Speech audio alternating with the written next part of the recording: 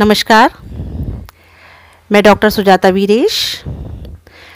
इससे पिछले वीडियो में मैंने आपको भारतेंदु हरिश्चंद्र जी पढ़ाए थे, उनकी प्रेम माधुरी। अब मैं इनका पाठ्यक्रम में जो हमारी अगली कविता है भारतेंदु जी की, यमुना छवि है। तो मैं इस यमुना छवि में देखिए, ये सबसे पहले आप ये जान लीजिए कि यमुना छवि जो है भारतेंदु हरिश्चंद्र की एक नाटिका है, श्री चंद्रावली। आप इसको नोट कर लीजिए, उसका ये खंड है, उसमें से लिया गया ये यमुना छवि। इसमें यमुना के किनारे जो तमाल के वृक्ष हैं उनका देखिए बहुत ही सुंदरता से वर्णन किया गया है। पहले मैं आपको ये खंड जो है इसको पढ़ के बता देती हूँ कि तरनी तनुजा तट तमाल तरवर बहुछाए, झुके कूल सो जल पर सनहित मनहु सुहाए। किंधु मुखर में लखत उझगी सब निज निज शोभा, और कै प्रणवत जल जान परम पावन फल लोभा। मनु आतप वारन तीर को सिमटि सबे छाए रहत, के हरि सेवा हित न रहे निरखि नैन मन सुख लहत। देखिए, ये हरिश्चंद्र जी ने इससे पहले भी हमने पढ़ा था और बताया था, इसमें आपकी ब्रज भाषा का प्रयोग किया है। तो इसमें पहले हम ये देख लें कि तरनी तनुजा कहा गया है यमुना के लिए, और तमाल, तमाल वृक्ष का नाम है जो सीधे खड़े होते हैं, काफ़ी ऊंचे ऊंचे होते हैं। तरोवर माने वृक्ष है, और कूल माने देखिए किनारे, परसन का मतलब है स्पर्श करना। मनहु यहाँ पे उत्प्रेक्षा अलंकार है, इसलिए मनहु शब्द का प्रयोग किया है।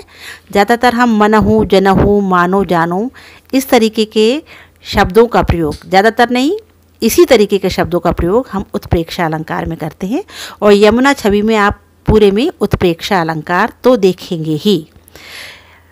और उझा के मतलब उचक करके। मुकुर मीन्स, मुकुर का मतलब है दर्पण, शीशा। शोभा, शोभा, सौंदर्य। प्रणवत मतलब प्रणाम करना। पावन मीन्स पवित्र। लोभा मतलब लोभ। अब देखिए इसको, जो यमुना है उसके किनारे तमाल के वृक्ष जो हैं वो बहुत प्रकार के वृक्ष छाए हुए हैं, और झुके कूल सो जल परसन हित मनहु सुहाए। ऐसा मानो, ऐसा प्रतीत हो रहा है कि वो यमुना के किनारे जो हैं उसके जल को स्पर्श करने के लिए झुके हुए हैं। किंदो मुकुर में लखत उझग सब निज निज शोभा। या फिर ऐसा प्रतीत हो रहा है कि यमुना के पानी में उसको जल समझ करके अपने सौंदर्य को देखने के लिए झुके हुए हैं। या फिर कै प्रणवत जल जान परम पावन फल लोभा। या फिर ऐसा प्रतीत हो रहा है कि ऐसा भी मानो, ऐसा लग रहा है कि वो उस जल को परम पवित्र मान करके प्रणाम करने के लिए झुके हुए हैं। पवित्र क्यों मान रहे हैं? क्योंकि यही यमुना है जिसके जल में भगवान श्री कृष्ण ने अपनी कान्हा से लेकर के श्री कृष्ण, वासुदेव श्री कृष्ण तक की यात्रा पूरी की है। जिस तरीके से उन्होंने, किस तरीके से उस जल में स्नान किया है, उसमें खिलवाड़ किया है अपने मित्रों के साथ, सहयोगियों के साथ। तो जब जिस जल में श्री कृष्ण ने स्नान किया है वो कितना पवित्र होगा, ऐसा सोच करके वो वृक्ष तमाल के उसमें स्नान करने की कोशिश कर रहे हैं, उसका प्रयास कर रहे हैं। मनु आतप वारन तीर को सिमटी सबे छाए रहत। आतप मीन्स उसका ताप, गर्मी। या फिर मानो ऐसा प्रतीत हो रहा है कि कहीं वो यमुना का जल गर्म ना हो जाए बहुत ज़्यादा, उसमें नहाने में किसी को परेशानी ना हो, कष्ट ना हो, इसलिए उसकी गर्मी का हरण करने के लिए वो उस पर छाए हुए हैं कि पानी शीतल बना रहे। या कै हरि सेवा हित न रहे, निरखे नैन मन सुख लहित। या फिर इस तरीके का प्रतीत हो रहा है कि सब इकट्ठे होकर के सारे वृक्ष, तमाल के वृक्ष जो हैं वो क्या कर रहे हैं, बार बार उसमें झांक झांक करके देख रहे हैं, अपने नेत्र सुख से परिपूर्ण कर रहे हैं, पोषित कर रहे हैं कि इसमें हरि है। निरख नैन मन सुख लहित, कै हरि सेवा हित, कि हम झांक करके हम उसमें शीतलता पहुंचा करके मानो हरि की सेवा कर रहे हैं, श्री कृष्ण की सेवा कर रहे हैं, ऐसा सोच सोच करके मन ही मन प्रसन्न हो रहे हैं। अगला छंद देखिए। अच्छा, ये और आप ध्यान रखिए, इसमें छप्पे छंद का प्रयोग हुआ है। छप्पे नाम ही इसीलिए रखा है क्योंकि इसमें 6 चरण होते हैं। अब भाषा ब्रज है ही, उत्प्रेक्षा अलंकार है और बार बार कै शब्द कि या तो ये है या ये है, कि ऐसा सोच रहे हैं और ऐसा सोच रहे हैं कि भाई जल को शीतल करने के लिए सोच रहे हैं, या अपना दर्पण में अपना मुख देखने के लिए सोच रहे हैं। इस तरीके के बार बार जो कै शब्द का प्रयोग किया है, इससे संदेह अलंकार भी बनता है। यहाँ पर संदेह अलंकार भी है। अच्छा, तरनी तनुजा तट तमाल तरवर, इसमें ता अक्षर की आवृत्ति हुई है, इसलिए अनुप्रास अलंकार तो है ही। अब अगला छंद देखिए, इसमें ये भी छप्पे छंद है। देखिए,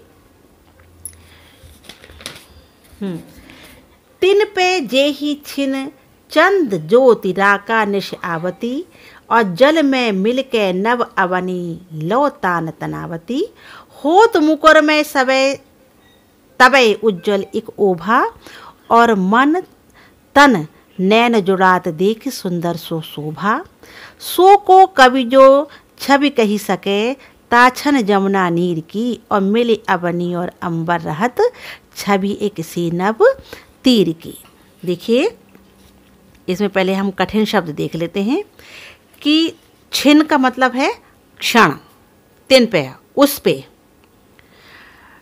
ज्योति मतलब ज्योति, रा का माने होता है चंद्रमा, और निसी रा का मतलब पूर्णमासी, पूर्णिमा की रात, निसी माने रात होता है, आवती माने आती है, अवनी माने धरती, तानी तनावती माने तंबू, तानी तंबू मतलब तंबू तानती है, मुकुरमय का मतलब है दर्पण, उज्ज्वल माने साफ, ओभा माने आभा।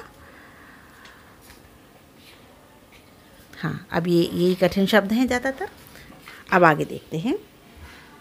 तिन पे जेही छिन चंद ज्योति राका, एक तो ये जो यमुना है उसके चारों तरफ तमाल के वृक्ष तो हैं ही, ये सौंदर्य को बढ़ा ही रहे हैं, उसकी वृद्धि कर रहे हैं। और उस पर अब देखिए रात्रि का जो दृश्य है वो क्या है कि उस पे भी चंद्रमा की ज्योति जो है वो पूर्णमासी की दिन आ रही है। तो कैसा लग रहा है, जल में मिल के नव अवनी लो तान तनावती, जल में मिल करके जो चंद्रमा की किरणें हैं वो जल में मिल करके इस तरीके की शोभा को बढ़ा रही हैं। ऐसा दृश्य जो है वो उसकी रचना कर रही हैं। ऐसा लग रहा है कि जैसे अवनी से लेकर के, धरती से लेकर के आकाश तक एक तंबू सा तान दिया हो तो मुकुर में सवे तवे उज्जवल एक ओभा। और उस तब किस तरीके का प्रतीत हो रहा है कि मानिए एक उज्जवल, एकदम स्वच्छ उज्जवल प्रकाश जो है का जो दर्पण जो है, ऐसा प्रतीत हो रहा है कि उज्जवल प्रकाश, यानी कि चंद्रमा आकाश में है और नीचे पानी है, तो चंद्रमा का प्रकाश जब पानी में पड़ रहा है तो एक दर्पण सा प्रतीत हो रहा है, वो आभा जो है वो दर्पण सी प्रतीत हो रही है। तन मन नैन जुड़ात देख सुंदर सो शोभा, तन मन और नयन परम शीतलता और आनंद का अनुभव कर रहे हैं ऐसी चीज, ऐसे दृश्य को देख करके। और सो को कवि जो छवि कही सके, ताछन जमुना नीर की, ऐसा कौन सा कवि है, यानी कि इतना सुंदर दृश्य जो ये इस समय उत्पत्ति हो रही है इस दृश्य की, चंद्रमा और यमुना के ऊपर जो चंद्रमा निकला है, कि कोई भी कवि ऐसा नहीं है जो इस सुंदर दृश्य का वर्णन कर सके। असमर्थता जता रहा है कवि जो है। और मिले अवनी और अंबर रहत, छवि एक सी नव तीर की। मिल अवनी और अंबर, यानी कि अवनी मीन्स धरती और आकाश, नदी तट की सुंदरता आकाश से लेकर पृथ्वी तक कैसी लग रही है, एक सी लग रही है। ये नहीं पता चल रहा है कहाँ आकाश शुरू हो गया और ये नहीं पता चल रहा है कि कहाँ आकाश ख़त्म हो गया, क्योंकि पूरा आकाश जो है वो साक्षात यमुना में उतर करके आ गया है। तो आज मैंने आपको ये 2 छंद पढ़ाए। ये भी छप्पई छंद है, इसमें भी उत्प्रेक्षा अलंकार है। मैंने आपको बताया यमुना छवि में पूरे में आपको उत्प्रेक्षा अलंकार मिलेगा, अनुप्रास अलंकार है और भाषा आपकी ब्रज है, ये तो आपको पता ही है। आलंबन के रूप में इसमें चंद्रमा का, यमुना तट का बड़ी सुंदरता से वर्णन किया गया है। धन्यवाद। मैं अगला वीडियो आपको 1 आध दिन में फिर जारी करूँगी।